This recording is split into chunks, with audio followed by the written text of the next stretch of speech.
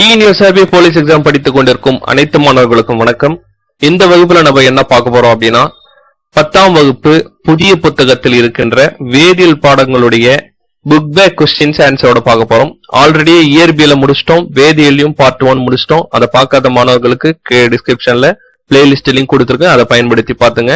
இப்ப வேதியியல் இருக்கின்ற மீதி லெசன்ஸ்க்கான புக் பேக் கொஸ்டின்ஸ் ஆன்சர் பார்க்கலாம். முதல் கேள்வி, வேதி வினைகளின் வகைகள் என்ற பாடப்பகுதியோட முதல் கேள்வி. H2 plus Cl2 2HCl என்பது சிதைவுறுதல் வினை, சேர்க்கை வினை, ஒற்றை இடப்பெயர்ச்சி வினை, இரட்டை இடப்பெயர்ச்சி வினை. ரெண்டு தனித்தனியா இருந்தது, இப்ப ஒன்னா சேர்ந்துடுச்சு. அப்ப இது கண்டிப்பா என்னவா இருக்கும்? ஆப்ஷன் பி, சேர்க்கை வினை என்பதுதான் சரியான விடை. அடுத்த கேள்வி, ஒளிச்சிதைவு என்பது இதனால் நடைபெறும் சிதைவு வினையாகும். ஒளி சிதைவு வினை பாத்தீங்கன்னா எதன் மூலமா நடைபெற சிதைவு வினைன்னு கேட்டிருக்காங்க. ஆப்ஷன் பாருங்க, வெப்பம், மின்னாற்றல், ஒளி, எந்திர ஆற்றல். அவனே கொடுத்துட்டான் கொஸ்டின்ல ஒளி சிதைவு அப்படின்ட்டு. சோ அப்ப சிதைவு எதனால் ஏற்படுதுன்னா ஒளியால தான் ஏற்படுது. அப்ப ஆப்ஷன் சி, ஒளி என்பதுதான் சரியான விடை. அடுத்த கேள்வி, கார்பன் மற்றும் ஆக்சிஜன் இடையேயான ஒரு வினை பின்வருமாறு குறிக்கப்படுகிறது. C+O2 ஈக்குவல் டு, அதாவது உங்களுக்கு வினை நடைபெறுதுன்னு கொடுத்திருக்காங்க, CO2 கொடுத்திருக்காங்க. இது எவ்வகையான வினையாக வகைப்படுத்தப்படுகிறது அப்படின்னு கேட்டிருக்காங்க. ஆப்ஷன் பாருங்க, சேர்க்கை வினை, எரிதல் வினை, சிதைவுறுதல் வினை, மீளா வினை. இந்த 4 ஆப்ஷன் பேஸ் பண்ணி கீழே ABCDன்னு கொடுத்திருக்காங்க.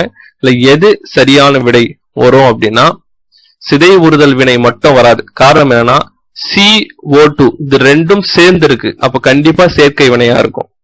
கார்பனும் ஆக்சிஜனும் சேர்ந்து எரியும், அப்ப கண்டிப்பா எரிதல் வினையா இருக்கும். CO2வை திருப்பி உடைச்சு C-ஆவும் O2-ஆவும் பிரிக்க முடியாது, அப்ப அது ஒரு மீளா வினை. அப்போ ஆப்ஷன் எது அப்படின்னா ஆப்ஷன் டி 1, 3, 4 என்பதுதான் சரியான விடை. அடுத்த கேள்வி, Na2SO4 plus BaCl2 equal to BaSO4 வீழ்படிவா கிடைக்குது plus 2NaCl என்ற வேதி சமன்பாடு பின்வருவனவற்றுள் எவ்வகை வினையை குறிக்கிறதுன்னு கேட்டிருக்காங்க. ஆப்ஷன் பாருங்க, நடுநிலையாக்கல் வினை, எரிதல் வினை, வீழ்படிவாதல் வினை, ஒற்றை இடப்பெயர்ச்சி வினை. சரியான விடை ஆப்ஷன் சி, வீழ்படிவாதல் வினை. இங்க பாருங்க, BaSO4 வீழ்படிவா கிடைக்கிற மாதிரி அம்புக்குறி கொடுத்திருக்காங்க. சோ இது என்ன வினைனா வீழ்படிவாதல் வினை. அடுத்த கேள்வி, வேதி சமநிலை பற்றிய பின்வரும் கூற்றுகளில் எவை சரியானவை அப்படின்னு கேட்டிருக்காங்க. ஆப்ஷன் பாருங்க, இயக்கத்தன்மை உடையது, சமநிலையில் முன்னோக்கு மற்றும் பின்னோக்கு வினைகளில் வினைவேகம் சமம், மீளா வினைகள் வேதி சமநிலை அடைவதில்லை, வினைபடு பொருள் மற்றும் வினை விளை பொருள்களில் செறிவு வேறுபடலாம் அப்படின்னு கொடுத்திருக்காங்க. இதுல 4வது வினைபடு பொருள் மற்றும் வினை விளைபொருட்களில் செறிவு வேறுபடலாம் அப்படின்றத தவிர்த்து மீதி 3மே சரிதான். அப்ப ஆப்ஷன் பிரகாரம் பாத்தீங்கன்னா ஆப்ஷன் ஏ தான் சரி. 1, 2 மற்றும் 3 என்பது சரியான விடை. ஓகேங்களா? அடுத்த கேள்வி, X plus 2HCl equal to XCl2 plus H2 என்ற ஒற்றை இடப்பெயர்ச்சி வினையில் X என்பது பின்வருவனவற்றுள் எதை குறிக்கிறது? அதாவது இந்த கேள்வி என்னன்னா, HCl என்ற அமிலத்து கூட X என்ற ஒரு பொருள் வினை புரியுது. இந்த X என்றத்துல எது வரும், எதை குறிக்கும் அப்படின்னு கேட்டிருக்காங்க. Option Zn, Ag, Cu, Mg கொடுத்திருக்காங்க. இந்த 4த்துல எது வினை புரியும் அப்படின்னு நம்ம கண்டுபிடிக்கணும். எது வினை புரியும் அப்படின்னா Zn வினை புரியும், ஜிங்க் வினை புரியும், Mg மெக்னீசியம் வினை புரியும். இந்த Ag-யும் காப்பரும் பாத்தீங்கன்னா வினை புரியாது, சில்வரும் காப்பரும் வினை புரியாது. இப்ப 1, 4 வினை புரியும். அதபடி பார்த்தோம் அப்படின்னா ஆப்ஷன் டி என்பது சரியான விடை. அடுத்த கேள்வி, பின்வருவனவற்றுள் எது தனிமம் பிளஸ் தனிமம் ஈக்குவல் டு சேர்மம் வகை அல்ல அப்படின்னு கேட்டிருக்காங்க. சரியான விடை எது அப்படின்னா ஆப்ஷன் சி, CO என்பது ஒரு தனிமம் அல்ல, O2 என்பது ஒரு தனிமம் அல்ல. அதை பேஸ் பண்ணி 2CO2 என்பது ஒரு சேர்மம் அல்ல. சோ ஆப்ஷன் சி என்பதுதான் இதுக்கு ஏத்த மாதிரி கேட்கப்பட்டிருக்கிற, இதுக்கு ஏத்த மாதிரி கொடுக்கப்பட்டிருக்கிற ஆப்ஷன். அதாவது தனிமம் பிளஸ் தனிமம் ஈக்குவல் டு சேர்மம் இந்த வகையில் இருக்கக்கூடாது. அந்த வகையில் இல்லாதது எதுனா ஆப்ஷன் சி தான். அடுத்த கேள்வி, பின்வருவற்றுள் எது வீழ்படிவாதல் வினையை குறிக்கிறது? பின்வருவனவற்றுள் எது வீழ்படிவாதல் வினையை குறிக்கிறது அப்படின்னு கேட்டிருக்காங்க. இதுல சரியான விடை எது அப்படின்னா ஆப்ஷன் சி தான் சரியான விடை. A plus B equal to C plus D எல்லாத்துக்குமே காமனா இருக்கும். இங்க பாருங்க, AQன்னு இருக்கும், AQ இருக்கும், S இருக்கும், AQ இருக்கும். சோ இது மட்டும் சேஞ்ச் ஆயிருக்கும். சோ 8வதுக்கு ஆப்ஷன் சி என்பது சரியான விடை.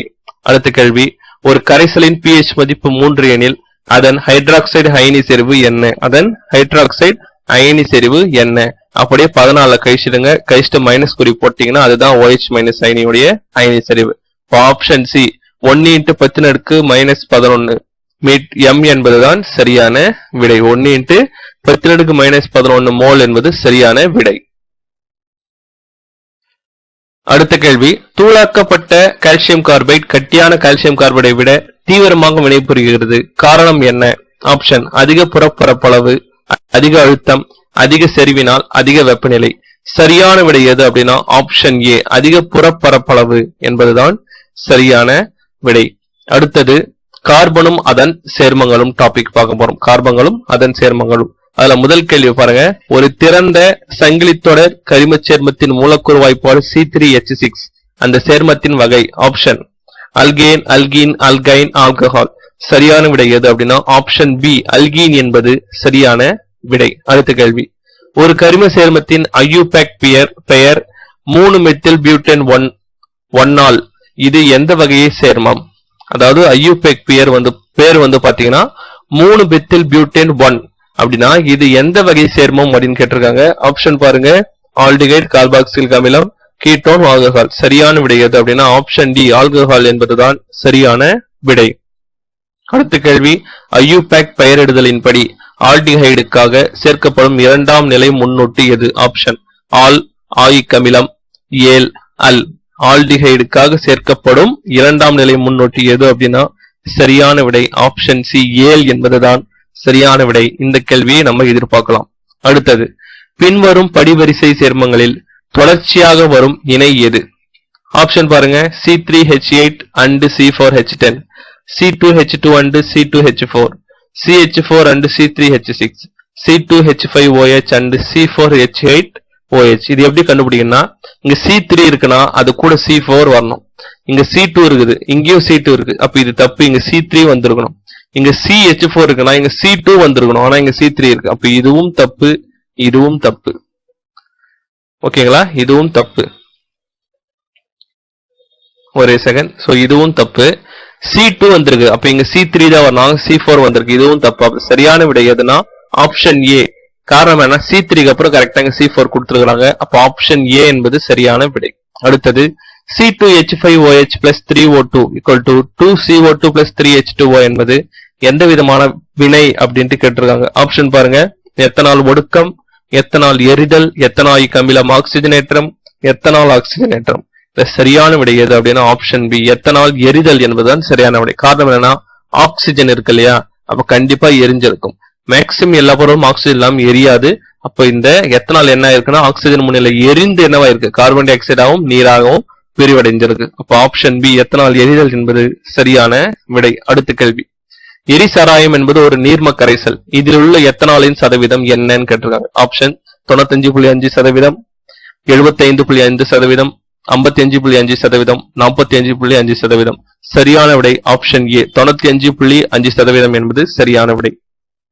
அடுத்த கேள்வி, கீழ்கண்டவற்றுள் எது மயக்கமுட்டியாக பயன்படுகிறதுன்னு கேட்டிருக்காங்க. ஆப்ஷன் பாருங்க, கார்பாக்சிலிக் அமிலம், ஈத்தர், எஸ்டர், ஆல்டிகைட். சரியான விடை எது அப்படின்னா ஆப்ஷன் பி ஈத்தர் என்பதுதான் சரியான விடை. அடுத்த கேள்வி, TFM என்பது சோப்பின் எந்த பகுதி பொருளை குறிக்கிறது?